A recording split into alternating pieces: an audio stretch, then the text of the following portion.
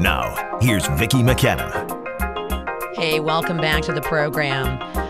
Duke Pesta made the long drive from Oshkosh here to Madison today.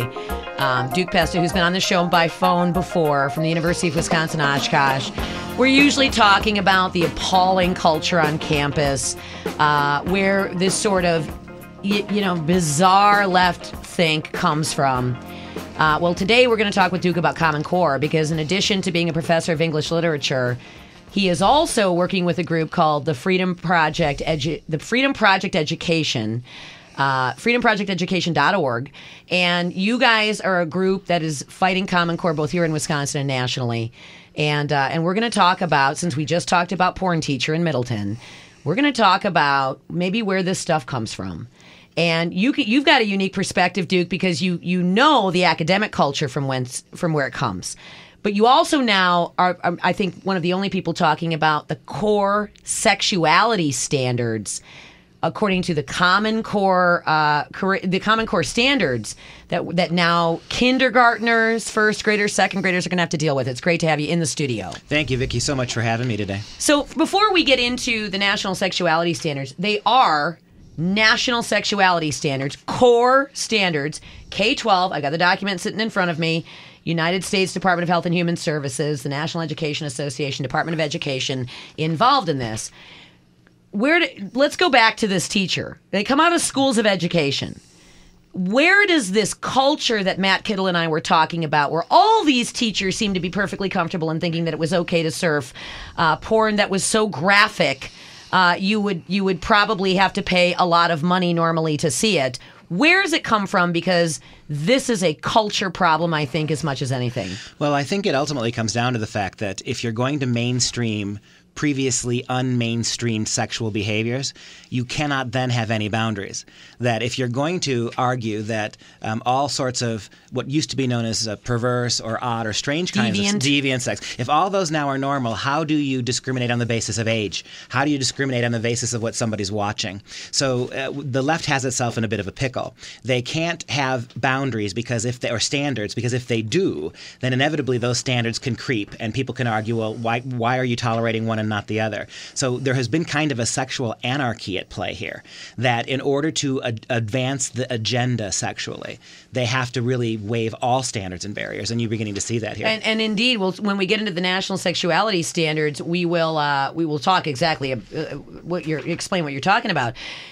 On campus, on college campuses, you can actually take classes in hardcore pornography. Sure, there are a number of campuses across the country where you can take credit in pornography, and they try to jazz it up a little bit. So you'll be watching hardcore XXX porno movies, but you'll look at them from a feminist slant. Do feminist directors emphasize porn? Yes. Do they notice how the camera angles are different and the music is different? So it's art. If it's hardcore porn, is art. If you put the word femme before it, it becomes a gender studies thing, right? So we completely ignore the goodness or the badness, the morality or the immorality of pornography, and we focus on who's doing it, right? So in other words, women doing porn is empowering in a world where men have previously done it. So the whole moral thing gets elided, and it becomes simply a study in politics. Wow. Wow. Actually, that's what ultimately these national sexuality standards is political. In the end, they become political. And I don't mean political Democrat versus Republican. I mean political in the small p sense of the word. All right, so these are national sexuality standards, core standards, K-12, United States Department of Education, United States Department of Health and Human Services, overseen by the NEA. I'm looking at kindergarten sexuality standards, and their Common Core affiliated sexuality standards. And in fact, that is not only in the actual document put out by the government, it is also already understood by administrations. There was a case of a poster being put up, and I believe it was a 5th or a 6th grade middle school class in Kansas that had very, very distressing things on it. We'll get to that in a sec. The principal said that the curriculum is part of, it aligns with national standards around those topics and is part of our curriculum in the school district. And this was, how do people express sexual feelings? 5th, 6th graders. Oral sex, sexual fantasy, anal sex, masturbation, cuddling on the couch. 5th, 6th grade. And the principal admitted this was part of Common Core. So yeah, think about it. There's a big poster in this middle school classroom. It's right up there alongside Clifford the Big Red Dog and the ABCs. Middle school kids are sitting in class and they're learning, and this poster's staring them in the face. And the title of the poster is, How Do People Express Their Sexual Feelings? You've got kissing and caressing with all that vulgar list of things. And so when a middle school kid took kissing is exactly the same. Dancing. Is in dancing, and holding hands is on this list too. As grinding is on the list, as anal sex. I mean, I don't mean to be gross, but they've now taken affection and affectionate behavior and equated it with deviance in some cases. You see the moral relativity here, right? That there's not a single thing that distinguishes any of these behaviors. No. I would think from a simple leftist perspective, from a simple Dem left perspective, wouldn't you want to separate out the things that might be potentially disease transmitting, right? From things like holding hands or dancing? And yet it shows you just how extreme the sexuality standards are, because on this list there is no distinction made. None. These are all perfectly legitimate. They've been completely mainstreamed. Right. Everything on this list is considered legitimate. Yep. For 5th graders to understand everything's equal, how to express, quote, sexual feelings. And depending on how any of these things are done, they can crest into the realm of deviance. Sure. They really can. All right, that's 5th, 6th grade. Kindergarten. Duke, I'm looking at these standards for kindergarten, and what it's about defining sex as a construct, defining gender for kindergarten, 1st and 2nd graders as a construct. Yep, and the thing to step back for just a quick second, these national sexuality standards, which have been written, you can get them online, they break up sexuality education into groups of triads, 3-year periods, kindergarten, 1st, 2nd grade. Those 3 grades have to meet a standard, 4th, 5th, 6th, et cetera, et cetera, et cetera. And you're right. They start with kids as young as 5 years old, and they are asking kids to learn things that are utterly developmentally inappropriate for kids that age. So, for instance, in kindergarten, for the 5th, 6th, and 7th graders, they have to define, show ways to demonstrate respect for different kinds of families. So, in other words, you got a 5, 6, or 7-year-old who has to argue for ways that all families are equal. They come from a home that teaches biblical Christianity or morality. They come from an environment where... And they're cognitively 5, 6, and 7 years old. How do they process this? How do you process this at that age? So what they're doing is the federal government has now decided that it and it alone has the definitive authority on what sex is. And so we're setting and up... what gender is. And what gender is. And what family is and what everything else is. We're setting up a huge conflict between what your parents teach and what gets taught. And I said this on your earlier program too, that one of the great problems we have is that what's going to happen? What's going to happen when all the liberals out there need to wake up as well? Are you comfortable with the federal government determining what are legitimate answers to sex, to attraction, to gender? Because if you're okay with that now, are you going to be okay with it later when somebody else runs the show and they may have a very different idea? Exactly, but that is not right now. They figure that the educrats, the leftist educrats, control education, and so they think that it's going to be a-okay. So I'm looking at standards for K-2, 5, 6, 7-year-olds, kindergarten, 1st, and 2nd graders under identity, sexual identity.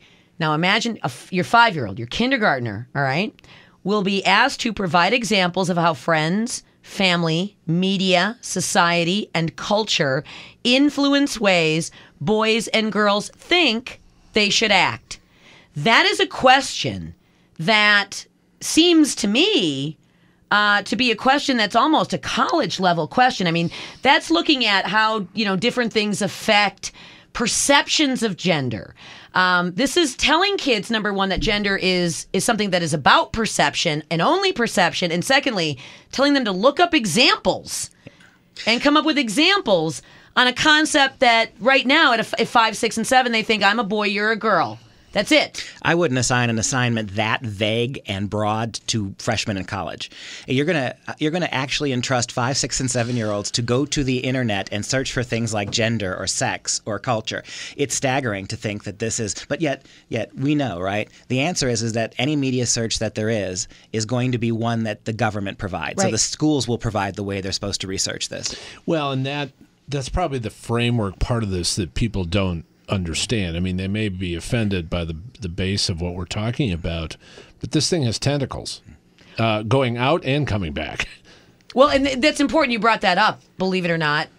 You got to something that a lot of people don't understand. Not only are these explicit standards, they are also standards that are meant to be infused in all of the other subject matters. So this is we'll talk about hiring sexuality teachers and things like that, but Duke, you were telling me this morning, this is supposed to be in English literature, it's supposed to be or English language arts, science, social science, mathematics, that these sexuality standards are supposed to be infused throughout the entire curriculum. Well, think about it. They don't have health class for 5-year-olds. They're not going to create a health class for 5-year-olds. The only way these standards can be met is if they become a part of every single existing curriculum. If you get this document online and look at page 6, it explicitly tells you on page 6 of the document that these sexuality standards have been cross-referenced with English and language arts and math standards already in place in Common Core. So you're not going to in any way, shape, or form have kids pulled out of class and dumped in health class. These are going to be in every math and history and science, every class.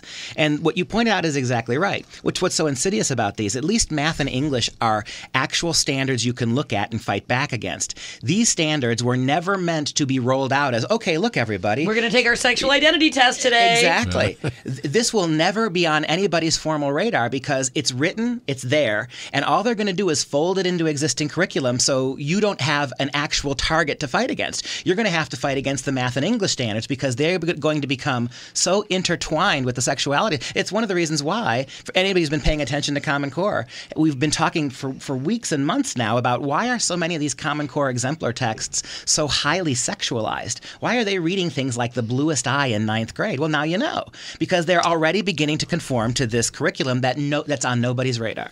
You know, and here's 6th grade. Analyze external influences that have an impact on one's attitude about gender, sexual orientation, and gender identity. This is about saying there are no differences here. This is about reducing people to sameness, to collective sameness.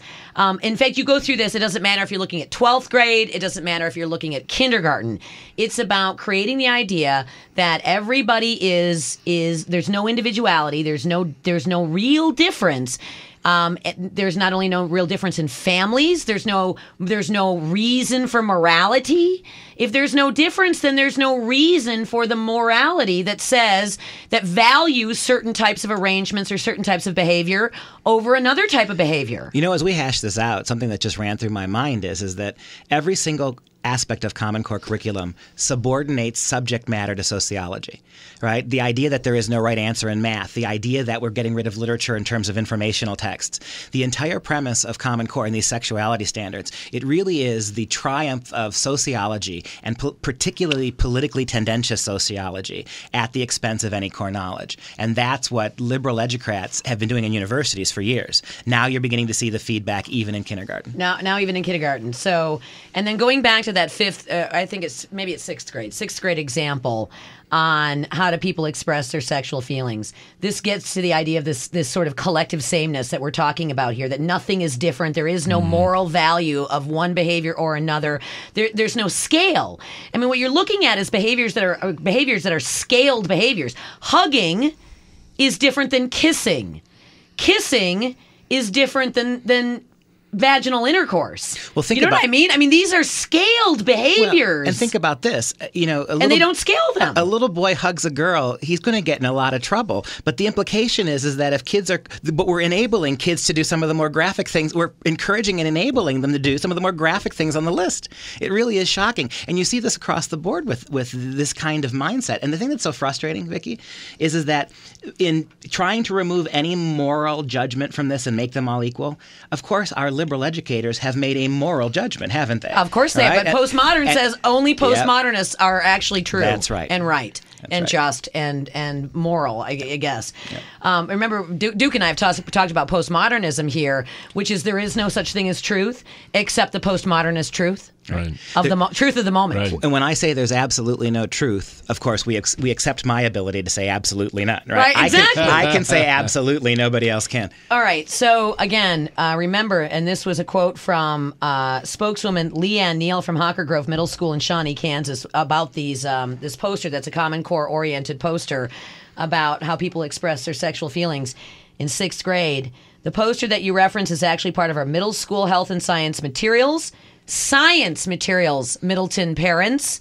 I just want you to remember that what we're talking about here could be taught by Andrew Harris in the future. And so it is part of our district-approved curriculum. The curriculum is part of and aligns with national standards around those topics.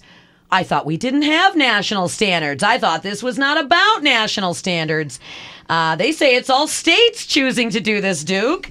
It is part of the national standards around those topics and part of our curriculum. I thought it had nothing to do with curriculum in the school district. And that is what the proponents of Common Core continually say. This is not national. This is grassroots-oriented, state-run efforts, and it has nothing to do with curriculum. And notice the difference. Up until very recently, when things like this happened, you'd get the hasty apology from the school saying that we didn't mean to offend anybody. We'll take it down. Notice what's happened now in the year that we've had Common Core. Now the argument is that these are the standards. You just have to deal with them. Exactly, because in the case of this middle school in Shawnee, Kansas, it was a father objecting to his daughter being exposed to this material.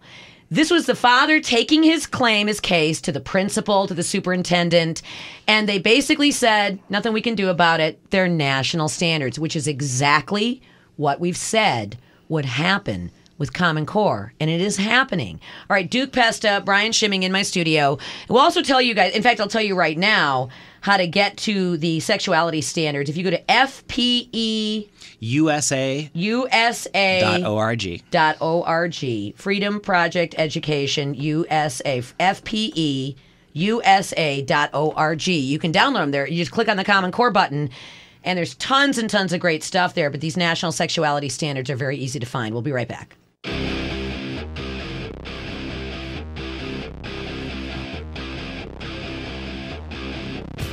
Couple of minutes in this break, but don't worry, Duke is going to join me after the news break. He's in for the whole hour as well.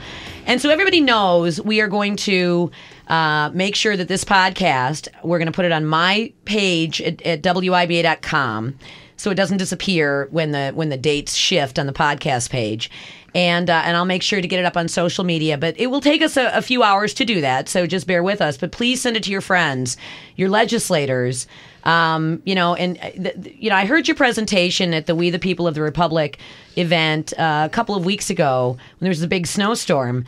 And I thought to myself as I was seeing it, and I've talked to you so many times, but I'd never actually seen your presentation. I thought nobody walks away from Duke Pesta's presentation on Common Core and cannot be racing to create a piece of legislation that eliminates this from Wisconsin schools. The simple facts of what Common Core is are pretty shocking. The problem is that nobody knows them. And we've got situations where we've got legislators. I've talked to priests and bishops from the Catholic perspective who don't want to hear because they don't want to then be accountable for the information. You have to be. And I God bless the Madison Archdiocese. God bless Bishop Morlino, who came out, very soon. Let's see, Superior Diocese, Madison Diocese, Green Bay Diocese. Every Wisconsin diocese except Milwaukee.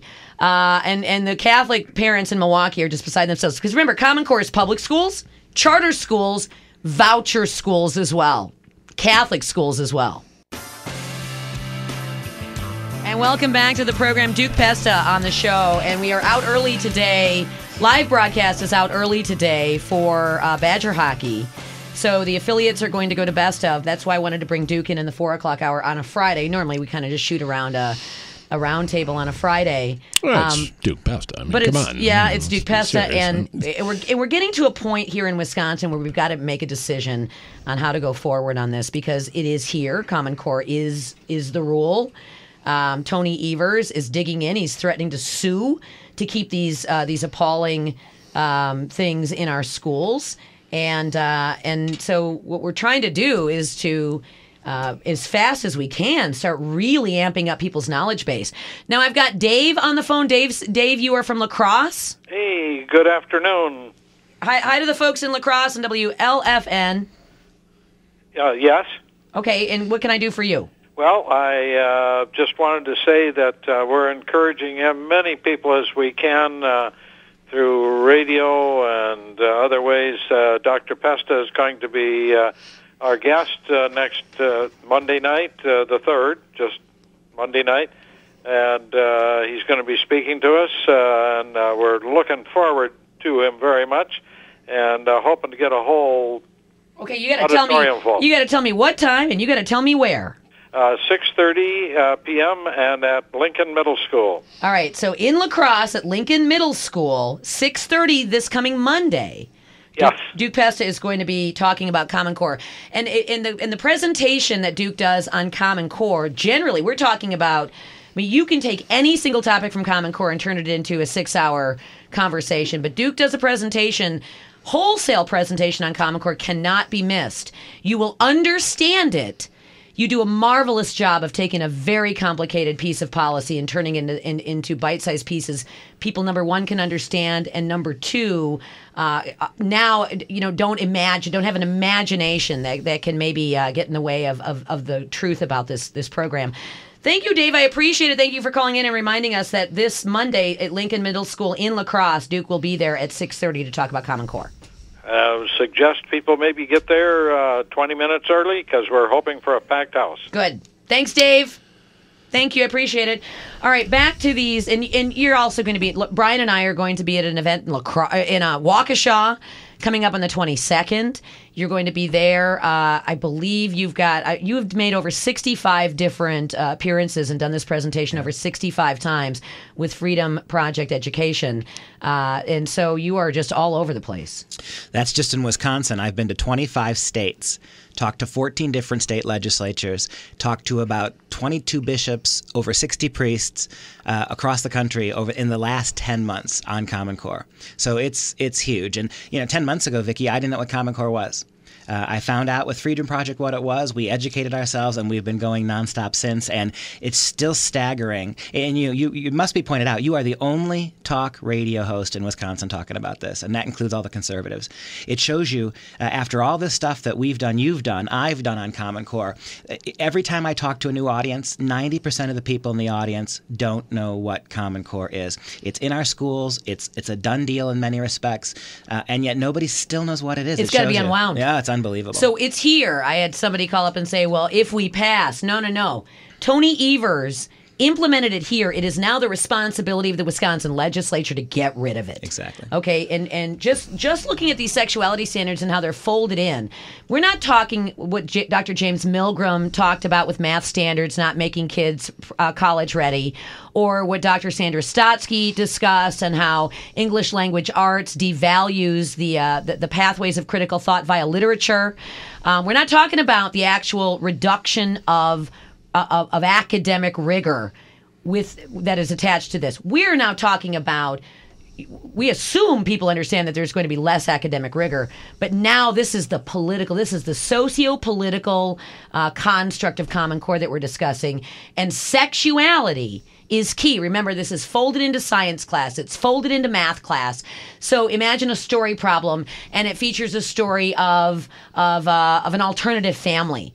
Maybe it's two dads, and maybe people are used to that right now, but maybe it's one dad and three moms, because we've now seen this sort of libertine promotion of polygamous families here. So if you're a Christian family, or you're a faith-based family, or you're just somebody who doesn't want some government telling you what your kid should know about sex and family, you need to work on this. It really is that key. It's about preempting. One of the main aspects of Common Core is preempting the role of parents.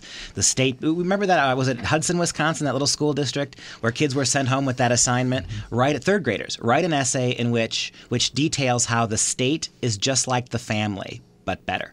But better. But better. That's right. The state is just like the family, but better. That was an assignment in a Wisconsin school. All right? So let me ask you this. You have also information that this comprehensive sexuality core content and skills K-12. So it's called National Sexuality Education Standards Core Content and Skills K-12. How the teachers...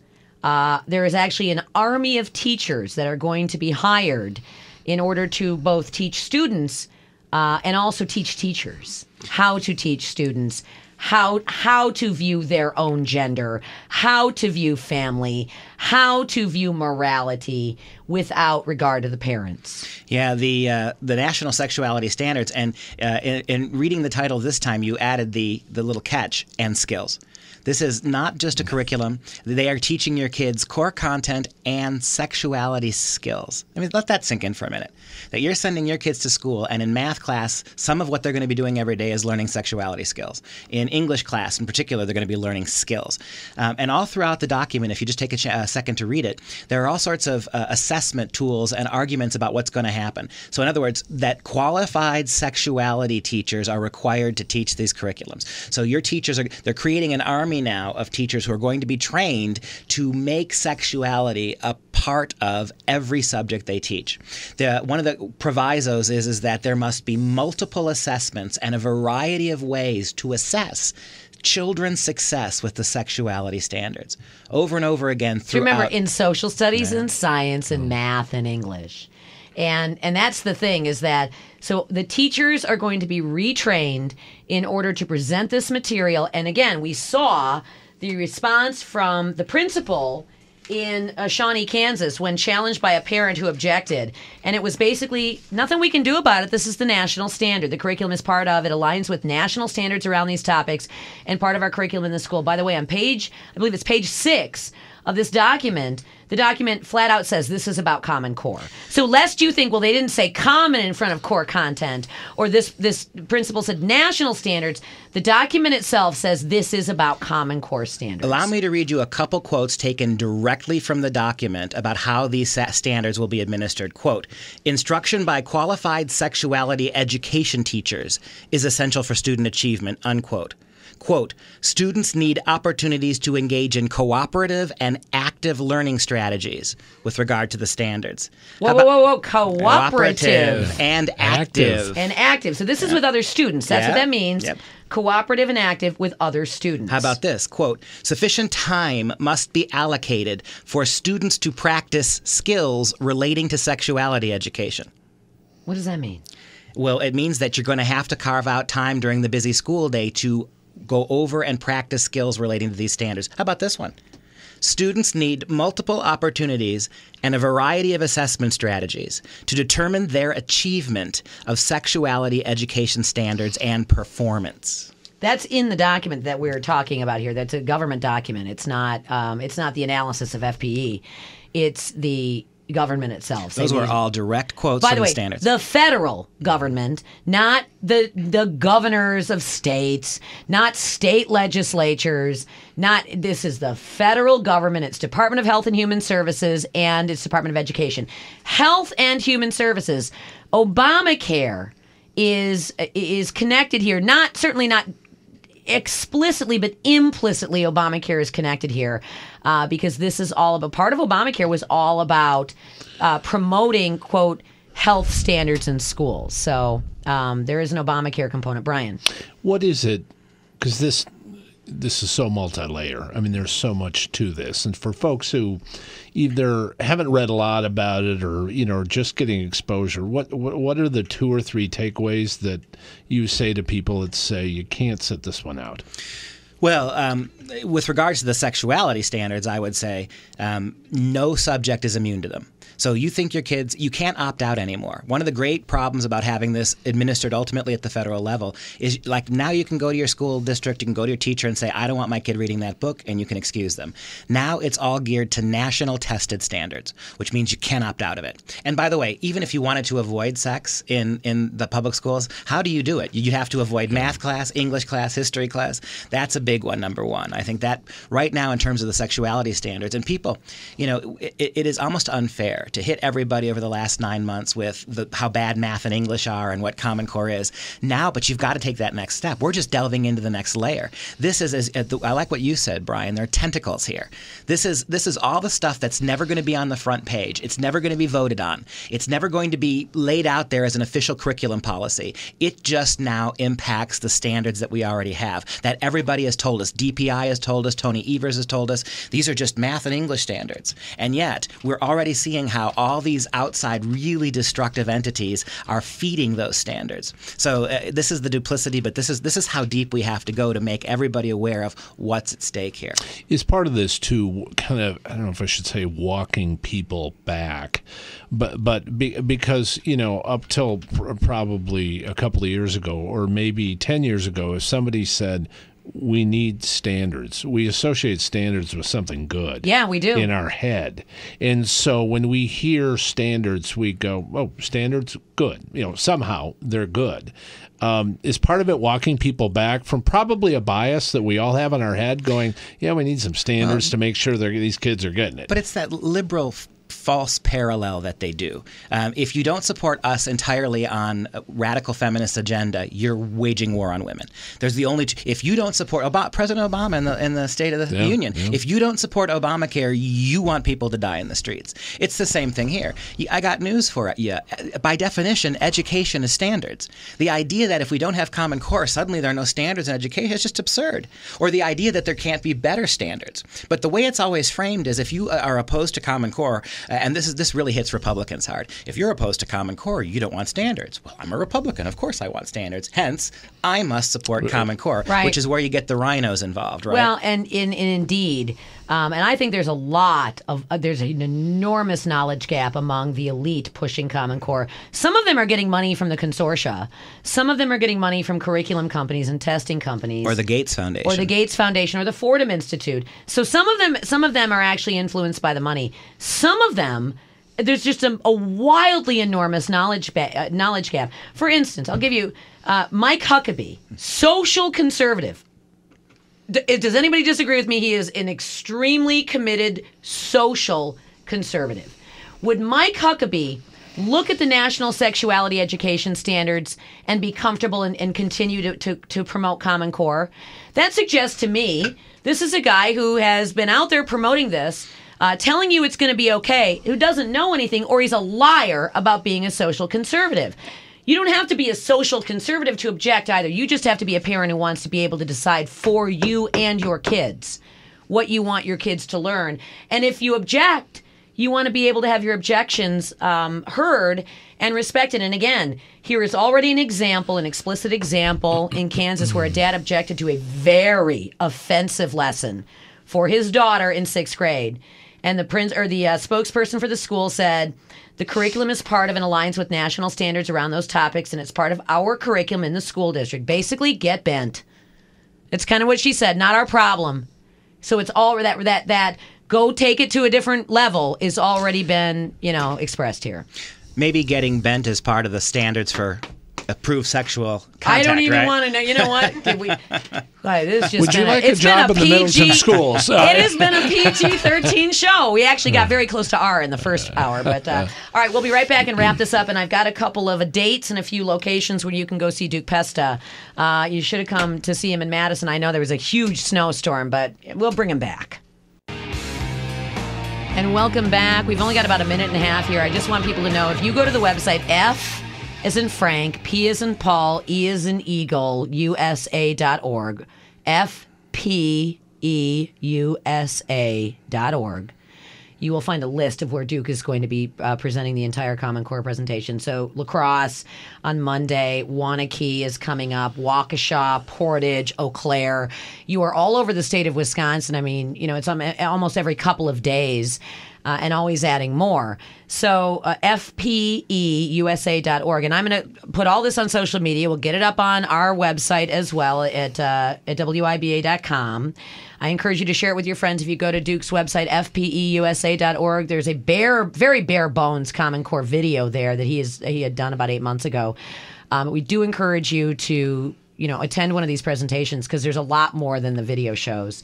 And the national sexuality standards are there. You can learn lots more at that website, FPEUSA.org.